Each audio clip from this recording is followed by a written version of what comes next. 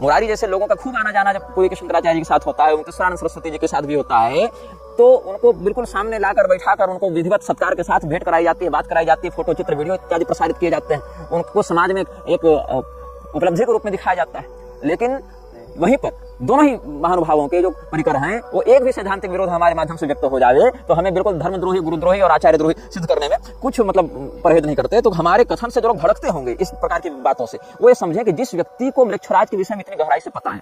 पूरी के शंकराचार्य जी को पता है, पहले वो संकेत करते रह चुके हैं, उनके पास बैठकर इन विषयों का संज्ञान प्राप्त करके, शोध करके समझाने और समझने की अपेक्षा जो तुम लोग पॉलिटिक्स बाजी और नारेबाजी और बैनरबाजी में लगे, इससे धर्म का उद्धार होगा कि मृच्छराज के विषय में और जो हम जैसे लोग अभिज्ञ हैं, विशेषज्ञ हैं, साधनात्मक और सैद्धांतिक रूप से तुम्हारे पक्ष में खड़े दिखते हैं इन मामलों में, उनके साथ हाथ मिलाकर आगे बढ़ने से काम बनेगा। तो जिन लोगों को हमारे कथन से चिढ़ लग रही होगी उनको ये समझना चाहिए कि तुम निष्पक्ष होकर, निष्कपट होकर मेरे एक कथन पर विचार करो कि क्या कारण है कि मेरा विरोध करने के समय पूरी के शंकराचार्य के हजारों लोग फेसबुक यूट्यूब पर आ जाते हैं मुझे गाली देने के समय, लेकिन पूरी के ही शंकराचार्य जी कितने पीड़ा और अंतर्व्यथा के साथ ये कथन निर्गत करते हैं कि हमें 10 लोग नहीं मिल रहे हैं, हमारे आस्तिक शिष्यों के बच्चे नास्तिक बनते जा रहे हैं। कितनी पीड़ा से वो इस कथन को व्यक्त करते होंगे, कितनी पीड़ा उनके मन में होगी जिनको अपने सामने 10 योग्य शिष्य नहीं दिख रहे, योग्य शिष्यों के बच्चे आस्तिक के बजाय नास्तिक बनते दिख रहे हैं, अपनी दूसरी पीढ़ी जाते जाते, लेकिन तुमको निग्रहाचार्य का विरोध करना है। तो मृच्छराज के विषय में पूरी के शंकराचार्य के कथन की एक पंक्ति तुम्हारी औकात से बाहर जा रही है और तुम केवल बाहरी शब्द को पकड़ लेते हो और कहते हो हम ही शंकराचार्य जी के सबसे अधिक विश्लेषक हैं और उनके कथन का सबसे अधिक समीक्षण करने की योग्यता रखते हैं। तो इस प्रकार से तुम्हारे दम्भ के कारण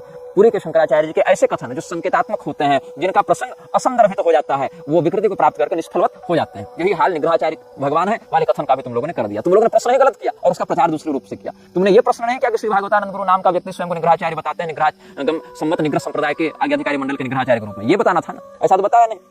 कल पूछा निग्रहाचार्य कौन है, तो निग्रहाचार्य के जो आंतरिक तात्विक व्याख्या हो सकती है अक्षराम नायक अनुरूप, उन्होंने कह दिया कि निग्रह का ये अर्थ, आचार्य का ये अर्थ, निग्रह शक्ति इनकी, आचार्य तो इनका, ऐसे कह दिया। ऐसे कह दिया तो शंकराचार्य भी केवल भगवान है, फिर शंकर होते शंकर, ऐसे कह के आचार्य मां जाने याद तो कल्याणकर्ता केवल भगवान है और मुख्य हिस्सा में मां सूटे, ऐसे कह के शंकराचार्य केवल भगवान। ऐसी व्याख्या तो हर संप्रदाय की हो जाएगी, फिर तो असंदर्भित व्याख्या हो जाएगी ना। प्रकरण संदर्भ को स्पष्ट किए बिना वक्तव्य जारी करते हो। तो मृच्छराज के विषय में पूरी के शंकराचार्य से प्रश्न करने के बाद भी, उनसे समाधान लेने के बाद भी तुम्हारी खोपड़े में कुछ धंसने वाला नहीं है। और 3.5 वर्ष हिंदू राष्ट्र वाली जो बात है, अब उस पर पूरी के परिकर अगर प्रश्न कर दिया जाए तो भड़क जाता है। जिस 3.5 वर्ष हिंदू राष्ट्र की बात लगाकर इतना अभियान चलाया गया और इतना कुछ महिमा मंडन अनावश्यक रूप से अतिशयोक्तिक रूप से किया गया, उस अभियान की अब चर्चा भी नहीं करना चाहते लोग। अगर प्रश्न कर दिया जाए तो भड़क जाते हैं और गुरुद्रोही, आचार्यद्रोही कहने लगते हैं। तो मतलब इनका यह कहना है कि हम जिस व्यक्ति को सर्वज्ञ, सर्वोत्तम और कह दें, उसके क्रियाकलाप, गतिविधि, परिणाम में कुछ विभेद भी हो जाए तो हमें चुप रह जाना चाहिए, आंखें मूंद कर बातों को मान लेना चाहिए। यही हाल ये लोग मृच्छराज के विषय में भी करेंगे। बस केवल हमारा नाम और ब्रांड शंकराचार्य की परंपरा से ये न प्रकार जुड़ा रहे और चाहे सिद्धांत की बलि देते रहे, हम इस बात पर ही ये लोग अब निष्ठा रखने लगे हैं।